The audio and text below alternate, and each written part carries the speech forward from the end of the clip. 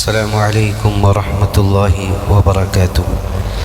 الحمد للہ رب العالمین والصلاة والسلام علی سید الانبیاء وافضل المرسلین نبینا محمد وعلی آلہ واصحابہ اجمعین، اما بعد۔ وعن عمران بن حسین رضی اللہ تعالی عنہما قال كانت بي بواصير فسألت النبي صلى الله عليه وسلم عن الصلاة فقال صل قائما فإن لم تستطع فقائدا فإن لم تستطع فعلى جنب، رواه البخاری۔ معزز حاضرین، محترم بزرگوں، درس حدیث کے اس مبارک سلسلے میں آج جو حدیث آپ لوگوں کے سامنے پڑھی گئی ہے اس کا تعلق مریض کی نماز سے ہے۔ کوئی آدمی بیمار ہو تو وہ نماز کس طرح پڑھیں، اور یہ حدیث ہو بہو اسی لفظ کے ساتھ اسی مسجد میں درس میں گزر چکی ہے، اس لیے آج مختصر صرف اس حدیث کا ترجمہ و مطلب بیان کیا جائے گا، مسائل گزر چکے ہیں۔ تو حضرت عمران ابن حسین رضی اللہ تعالیٰ عنہ کہتے ہیں کہ مجھے بواسیر کا مرض تھا، تو میں نے اللہ کے رسول صلی اللہ علیہ وسلم سے نماز کے تعلق پوچھا، سوال کیا، یعنی نماز پڑھنے کے متعلق کہ کیسے میں پڑھوں، مجھے تکلیف رہتی ہے۔ تو آپ نے کہا کہ صلی قائما فإن لم تستطع فقائدا، آپ نے کہا کہ کھڑے ہو کر نماز پڑھ سکو تو کھڑے ہو کر پڑھو، اگر کھڑے ہو کر نہیں پڑھ سکتے تو بیٹھ کر پڑھو، اور اگر بیٹھ کر بھی نہیں پڑھ سکتے تو پھر پہلو کے بل لیٹ کر پڑھو۔ اللہ کے رسول صلی اللہ علیہ وسلم نے اس میں تینوں صورتیں بتلائی، اور یہ بتلایا کہ دیکھو اگر کھڑے ہو کر نماز پڑھ سکتے ہو تو یہ سب سے اولا اور افضل ہے، اور یہی اصل مطلوب ہے، قیام یہ رکن ہے۔ اگر اس کی طاقت نہیں ہے، مرد ہے، کھڑے ہونے میں مجبوری ہے، تو پھر اس کے بعد دوسرا آپشن یہ ہے کہ بیٹھ کر نماز پڑھو۔ اب بیٹھ کر کس طرح بیٹھ کر نماز پڑھی جائے گی؟ دیکھیے اس کی کوئی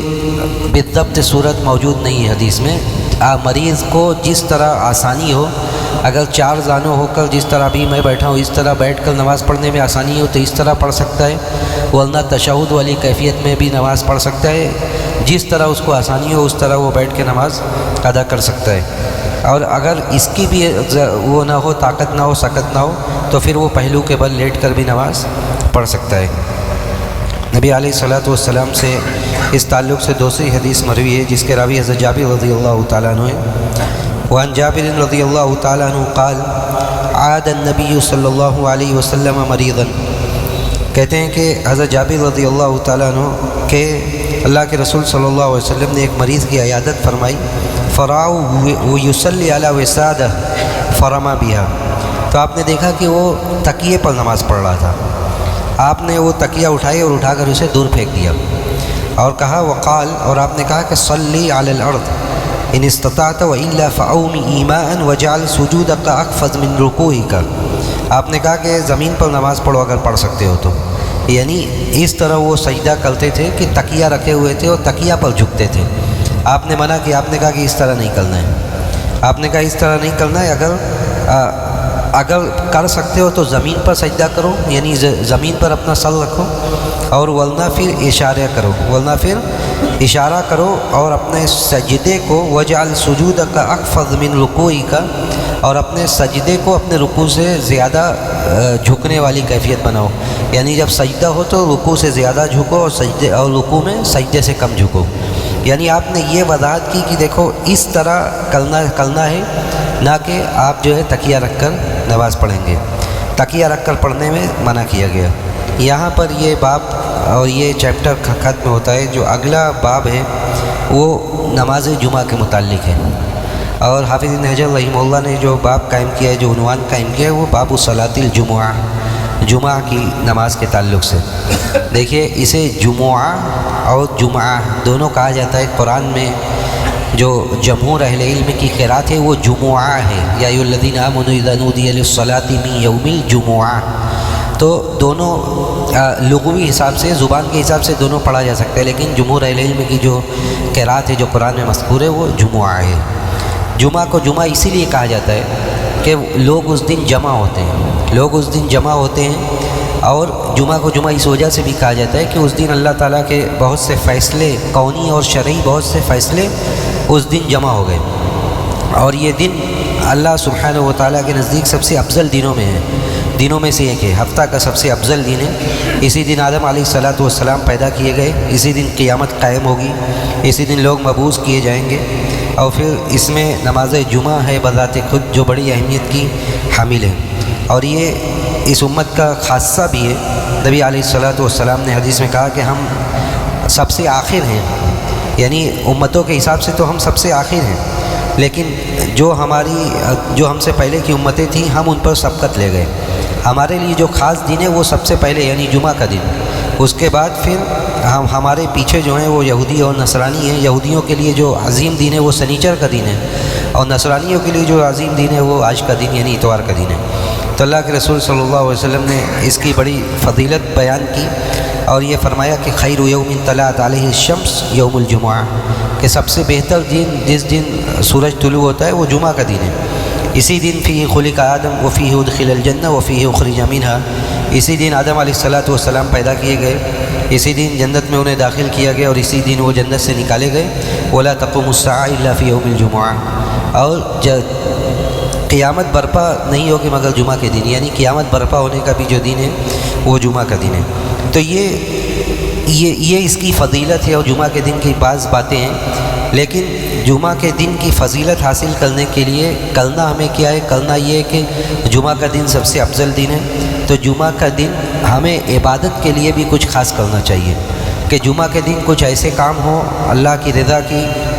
اور اللہ کے خوشنودی کے کچھ ایسے کام ہوں جو ہم دوسرے دنوں میں نہیں کرتے، یعنی جمعہ کے دن خاص طور سے کچھ اچھے کام کرنے کے لیے اس کو خاص کرنا چاہیے، اور اس کی فضیلت کو حاصل کرنے کی کوشش کرنا چاہیے۔ خاص طور سے اجابت کی گھڑی جو دعا کی قبولیت کی جو گھڑی ہے اس کا اہتمام ہونا چاہیے۔ اسی طرح سورہ کہف کی تلاوت، اور خاص طور سے نمازوں کو باجماعت ادا کرنے کی فکر، یہ ساری چیزوں کا خاص طور سے اہتمام جمعہ کے دن کرنا چاہیے۔ صرف جمعہ کو فضیلت والا دن کہنے سے یہ کوئی فضیلت حاصل ہونے والی نہیں ہے، بلکہ فضیلت والا دن کہنے کے ساتھ ساتھ فضیلت حاصل کرنے کے لیے محنت بھی کرنی چاہیے۔ عن عبداللہ ابن عمر و ابی ہریرہ رضی اللہ عنہما انہما سمع رسول اللہ صلی اللہ علیہ وسلم یقول علی عوادی منبری، حضرت عبداللہ ابن عمر اور ابو ہریرہ رضی اللہ تعالیٰ عنہما دونوں آدمی کہتے ہیں کہ انہوں نے اللہ کے رسول صلی اللہ علیہ وسلم سے سنا اعلی عوادی منبری، ممبر کے زینے پر، ممبر کے سیڑھی پر آپ نے یعنی ممبر پر آپ نے حدیث بیان کی، اور کہا کہ لَيَنْتَهِيَنَّ أَقْوَامٌ عَنْ وَدْعِهِمُ الْجُمُعَاتِ أَوْ لَيَخْتِمَنَّ اللَّهُ عَلَى قُلُوبِهِمْ ثُمَّ لَيَكُونُنَّ مِنَ الْغَافِلِينَ، آپ نے کہا کہ لوگ جمعہ چھوڑنے سے باز آ جائیں، یا ورنہ اللہ تعالیٰ ان کے دلوں پر مہر لگا دے گا، اللہ تعالیٰ ان کے دلوں پر مہر لگا دے گا، اور پھر وہ غافل لوگوں میں ہو جائیں گے، دیکھیے سب سے پہلی بات تو یہ کہ ممبر اللہ کے رسول صلی اللہ علیہ وسلم کے مسجد نبوی میں ممبر بنایا گیا، 7 یا 8 ہجری میں ممبر بنایا گیا جس کا 3 زینہ تھا، 3 سیڑھی تھی۔